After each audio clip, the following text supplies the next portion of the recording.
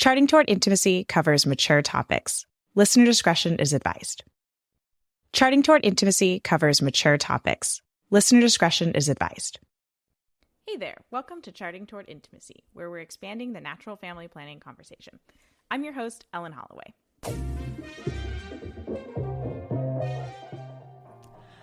Today's topic I am super excited to talk about, and it's a little bit off of our normal topic range. The point of this podcast is expanding the natural family planning conversation. So I'm open to talking about anything that even has a little bit to do with natural family planning. And so today we're going to be talking about abstinence-only education. And I don't really like that term, but for lack of a better term, abstinence-only education is essentially what we teach as a Catholic church, abstinence prior to getting married. And here's the thing, abstinence-only education doesn't mean don't talk about sex, which is unfortunately what we see in our churches today and in our families, is that we just assume if we don't talk about it, then our kids won't have premarital sex, apparently. There's a myth that if you talk about something that you don't want someone to do, then they'll somehow be more interested in doing it. And folks, this is a myth. Studies have shown that this is wrong. For example, when parents talk with their kids about drugs, the kids are less likely to use drugs. When priests talk about porn addiction at the pulpit, people are more likely to get the help they need and bring the conversation into their families, which leads to less use of porn. And so I pose this question: why then do we as a Catholic Church just avoid talking about sex, like at all? We have this fear that if we talk to junior high and high school age teens about sex, that we're somehow giving them permission to have sex outside of marriage. But how would we be giving permission to share in a unitive bond designed solely for marriage if we actually talked about sex in that way? If we truly dug deep into theology of the body and shared the truth behind the goodness and dignity of our bodies, if we shared about the truly life-giving experience of sharing a sexual bond with your spouse, maybe we also talk about what marriage really is, not just a contract, but a covenant. I think it would be pretty hard to misunderstand the role of sex in our lives if we talk to our teens about it in this way, in the true way. But here's the thing, this has to be real. It has to be true. It has to be raw. It has to be authentic. We are not a used car salesman selling an old rundown idea about wait until marriage. We are selling a classic beauty, a car that never goes out of style. We are selling the perfect car that will bring joy and fulfillment into life. And we are, in fact, selling. Everything is sales. What we aren't doing is coercing. We're explaining the truth. We're sharing real experiences. We're empowering parents to share their truth and their experiences. We're finding great examples in our churches of married couples who've been together for 5, 10, 25, 40 years. People who can share this truth and beauty. And we can also learn from the couples who have failed. We can hear honest testimonies from people who didn't uphold the dignity of their spouse for one reason or another. Or testimony from people who had sex before marriage and have come to realize what they gave up and what they truly want. These people might be harder to find, but maybe that's you. Maybe it's time you shared that story and brought glory to God through pain and suffering and failure. Because honestly, that's what God does best. He turns our failures into literal gold. This all kind of reminds me of a silly scene from the movie 17 Again. The main character, who's I think mid-40s, finds himself suddenly 17 again and back in high school.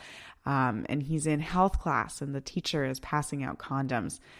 And he gets made fun of for not wanting one. And then he owns it. And he stands up and talks about how, he doesn't want to have sex right now because he doesn't love anyone, and how beautiful it is to share in sex with someone you truly love. And he's speaking from his heart and he's being authentic. And then many of the students throw the condoms back in the box, all saying the same thing, that they don't want to either. It's supposed to be a funny scene, but it actually holds a lot of truth. Think about a time when you felt really empowered by a speech that someone gave. Maybe it was motivational to get you to chase that dream. Maybe it was at a sales conference and you felt empowered to really kill it in your sales field. Maybe it was at a religious conference and you felt moved to start a new prayer habit or give yourself fully over to God's will. Whatever it is, I can guarantee one thing. You felt passionate because the person talking felt passionate. You had a change of heart because the person talking really cared about what they said. It is human nature to get excited when someone is passionate about something and sharing that with you.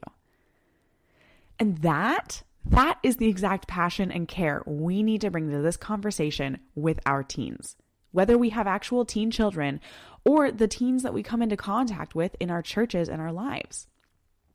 All right. So how are we going to do this? I've got some ideas and I bet you do too.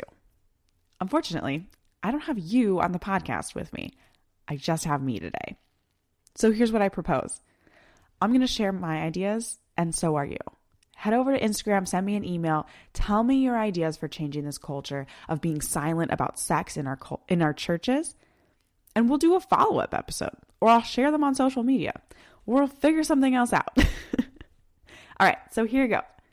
Some of these ideas are things that are already happening in some churches, and that's awesome, but it's not happening in all of our churches, and that's the problem. All right, first off, we can talk about theology of the body.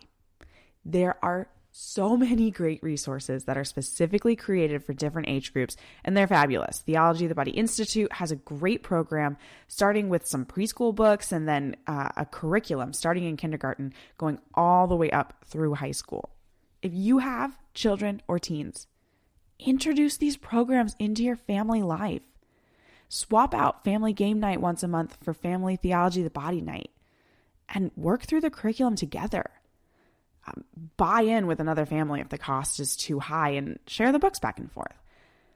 If you don't have kids or you want to do even more, talk to your pastor about introducing theology of the body into the children's religious ed programs. Or if your church has a school, even better. And this is not just about telling someone to do something. You are going to have to show commitment. Sign up to teach or assist in teaching a grade level of religious ed. Show them how introducing the theology of the body to one class looks over a year. And then maybe next year they'll want to go all in and introduce it to all of the classes. Talk to the junior high or high school director about doing a theology of the body night or a series. Again, there are lots of programs that have theology of the body resources already created. Life Teen has some nights. Again, Theology of the Body Institute.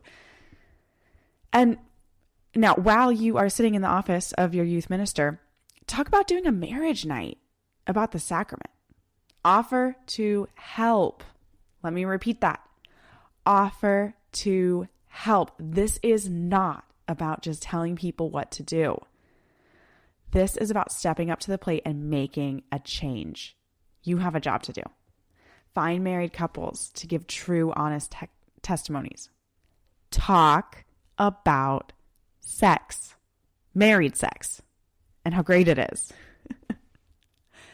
Okay, at this point, I have talked a lot about sex and not so much about NFP. And this is a podcast about NFP. Okay, first off, they are completely intertwined. And that's where the next idea comes from. Bring an NFP night to the teens. There are mother-daughter programs out there which are fabulous. Bring one of those to your church. There are also introductions to natural family planning that bring in the theology behind it, and they can be introduced at a junior high or a high school level. I personally give you full permission to take whatever you want from the Why the Church Teaches NFP for Family Planning episode and create your own talk. Or find a local instructor who can modify their intro session to be tailored more to junior high and high school levels. We've talked on this podcast before about this, and I hear this all the time. When people first learn about NFP and marriage prep, it's too little too late. Second, some people are almost angry that they didn't learn about this info sooner. And additionally, when we only mention it during marriage prep, and we expect two people who are in a pretty stressful time of their lives to learn something completely new and entirely countercultural, it makes it look like the church doesn't care about the teaching. So bring it to light sooner than marriage prep. All right. So there's a few ideas. There's something to get you started. Church still shut down for the most part. This is a great time to start. I personally have found it easier to get a Zoom call time with my pastor or a staff member to talk about these kind of things. And if you're wondering, yes, I have talked to both my pastor and youth minister at the church I go to about almost all of these things. And I'm still talking to them. It's a process. It's not just a one meeting thing where they're automatically going to say yes and be completely on board. You need to do your research first, and you need to actually show you care. And you need to be okay with the fact that things can move very slowly. We are trying to change a culture that has been built over the past 50 to 100 years. Celebrate the small wins and keep working towards the bigger ones. And on that, let me be completely frank, you will be met with resistance. You will meet pastors who didn't really get on board with the teachings in Humana Vitae. You will meet youth ministers who don't really believe in the church's stance on sex before marriage or on birth control. You will meet parents who don't want you to, quote, lie to their kids. You will meet teens who question who you are to be telling them what to do in their sexual lives. And you'll meet parishioners who think you should just give up because the church just needs to get with the times and get on board with birth control. But you'll also meet pastors who are so excited that someone finally has the guts to help them with this. You'll meet youth ministers who are interested in bringing in some difficult and countercultural curriculum to their teen nights. You'll meet parents who are grateful you gave them a starting point to have good and hard conversations. You'll meet teens who are excited to learn about their bodies. And I'm going to be honest, it's probably one of the best ones. And you'll meet parishioners who wish they knew about this sooner and who want to help you. This is honestly a hard battle that we need to fight. So arm yourself up, jump into the fight, celebrate the wins. And remember that it is our job as Christians to share the gospel, share our experience, and help people grow closer to God. It's not our job to coerce or convince people to do something. It's not our job to save people. That's Jesus's job. We are here to help him. We can lead the horse to water, but we cannot make him drink. And that's not our job. Thanks so much for being here. If you have thoughts, if you have ideas, please reach out to me on Instagram. Send me an email. I really want to hear from you. I am so excited to continue doing this fight with you, changing this culture, bringing this conversation into normal conversation in our churches. Until next time.